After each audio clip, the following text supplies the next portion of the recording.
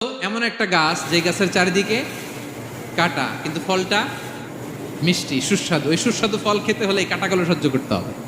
ধৈর্য। ছোট্ট ছেলে মেয়েদেরকে ননির পুতুল করে গড়ে তুলবেন না, খবরদার।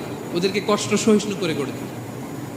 আপনি থাকতেই কষ্ট করা শেখান, তার জীবনটা স্মুথ হবে, তার ক্যারিয়ারটা ব্রাইট হবে, তার ভবিষ্যৎটা সুন্দর হবে। ছেলেমেয়েরা কিছু চাইলেই সাথে সাথে দিবেন। অনেক বাবা মা আছে এত আদর করে, এত বেশি আহ্লাদ করে, যা চায় তাই দেয়, পরে হিতে বিপরীত হয়, ঠিক কিনা? ছেলে মেয়েকে অভাব শেখান, ছেলে মেয়েকে কষ্ট শেখান, ওদেরকে সংগ্রাম শেখান, প্রতিকূল পরিবেশে কি করে টিকে থাকতে হয় এটার সবক শেখান। সেদিন লোকমান তাই করলেন, ছেলেদের সবর শিখাইলেন যে বাবা ধৈর্য ধারণ করো, আতঙ্কিত হবা না। জীবন এটা সহজ নয়, জীবন চলার পথ সহজ নয়, এটাকে সহজ করে নিতে হয়। কখনো সবর করে